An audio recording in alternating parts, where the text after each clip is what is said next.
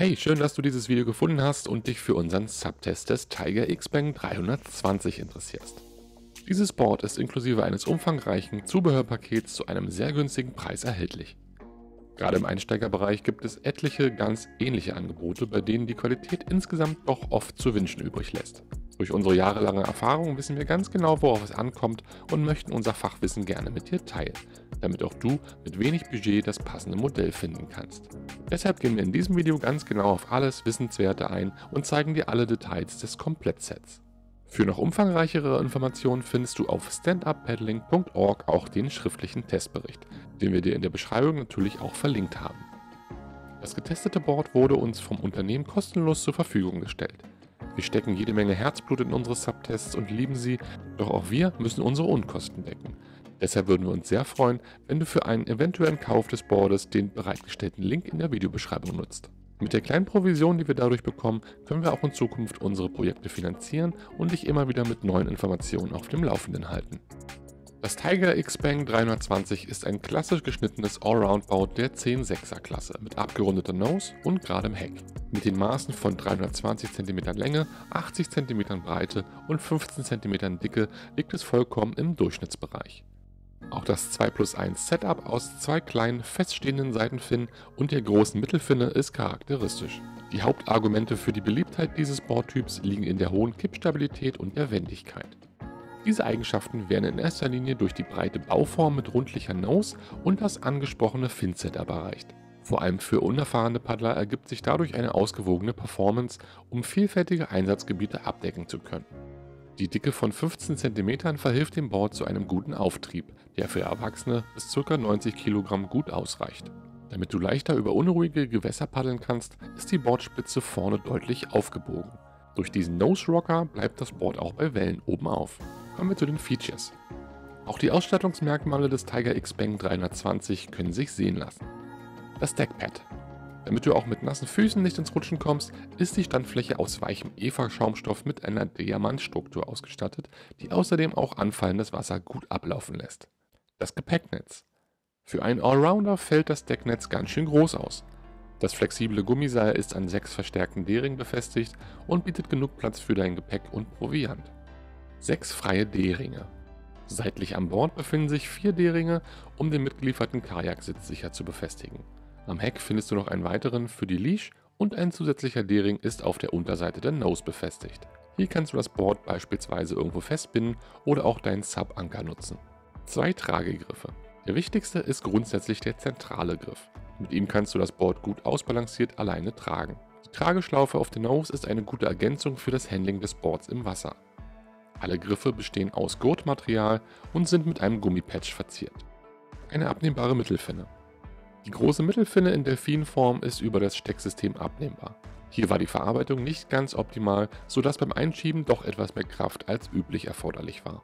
Außerdem fiel uns auf, dass der Clip etwas breiter war als sonst, weshalb viele andere Steckfinnen nicht mit diesem Board kompatibel sind. Kommen wir zum Zubehör. Damit der Spaß gleich nach der Lieferung losgehen kann, ist ein umfangreiches Zubehörpaket mit dabei. Qualitativ gibt es hier Licht- und Schattenseiten. Da ist zum einen der Sub-Rucksack.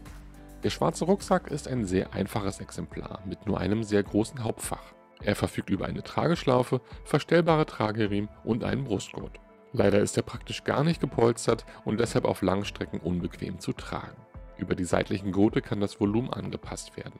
Qualitativ ist das geräumige und zweckmäßige Modell im sehr günstigen und wahrscheinlich nicht sehr besonders langlebigen Einsteigerbereich angesiedelt. Ein dreiteiliges Paddel. Positiver fällt da die Beurteilung des Paddels aus. Es ist zwar ebenfalls ein günstiges Exemplar mit Aluminiumschaft und ziemlich kleinem Kunststoffblatt, trotzdem ist es nicht ganz so schwer wie viele vergleichbare Paddel. Die Verbindungen sitzen sehr fest und wackeln nicht. Das Paddel kann von 1,70 Meter bis 2,10 Meter verstellt werden, was für Paddler mit deutlich über 1,90 Meter schon knapp wird. Auch mit dabei ist eine umschaltbare Doppelhub-Luftpumpe mit Druckanzeige. Am Anfang des Pumpvorgangs kannst du diese Pumpe so einstellen, dass sie sowohl beim Hochziehen als auch beim Runterdrücken Luft in das Board pumpt. Dieser Doppelhub-Modus füllt den Großteil des Volumens in kurzer Zeit. Bei steigendem Gegendruck wird das Hochziehen aber immer beschwerlicher. Stelle dann einfach auf den Einzelhubbetrieb um, sodass sie nur noch beim Herunterdrücken arbeitet. Dieser Modus spart dir einiges an Kraft. Außerdem kannst du auch Luft aus dem Board pumpen, indem du den Schlauch auf die andere Öffnung am Griffteil schraubst. Dann haben wir noch eine Coiled Leash. Die spiralförmige Sicherungsleine verbindet dein Sprunggelenk über eine stabile Klettverschlussmanschette mit dem Board. Wenn du ins Wasser fällst, dehnt sie sich auf die volle Länge und hält dein Board in deiner Nähe. Ein Kajaksitz.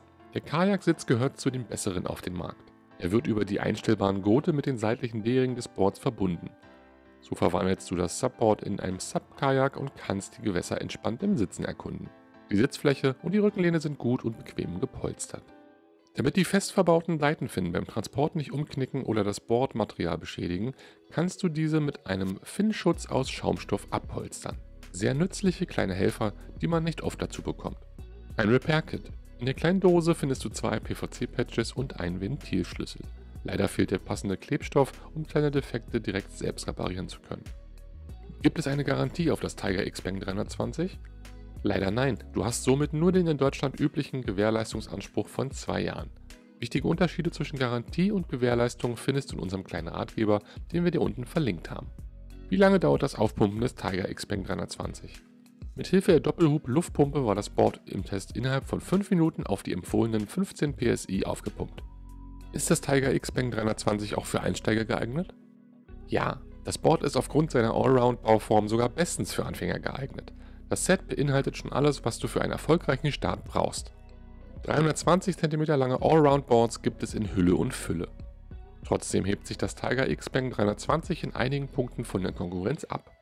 Da wäre zum einen der solide doppellagige Aufbau, der ihm zu einer guten Steifigkeit verhilft, und zum anderen das umfangreiche und mehr als akzeptable Equipment, das zum Set gehört. Lediglich der Rucksack macht einen sehr günstigen Eindruck. Damit der Einsatz als Sub-Kajak richtig Spaß macht, solltest du dir aber noch ein gutes Doppelpaddel anschaffen. Empfehlenswerte Modelle haben wir dir unten verlinkt. In dieser Preisklasse kannst du insgesamt keine hervorragende Qualität erwarten. Dafür ist der Preis schlichtweg zu niedrig. Eine fehlende Herstellergarantie gehört beispielsweise auch zu den Abstrichen, die du machen musst. Dennoch bietet das Tiger X-Bang 320 ein sehr gutes Preis-Leistungs-Verhältnis und ist für reine Hobbypaddler eine gute Möglichkeit, um preiswert in den Subsport einzusteigen. Zum Abschluss möchte ich noch ganz gerne darauf hinweisen, dass du auf standuppaddling.org und auch auf unserem YouTube-Channel noch viele weitere spannende Beiträge findest. Wenn dir dieses Video gefallen hat, kannst du uns das auch gerne über ein Like und ein Abo zeigen. Auch konstruktive Kritik ist uns immer willkommen, damit wir unsere Videos noch hilfreicher gestalten können. Bis zum nächsten Mal, ciao.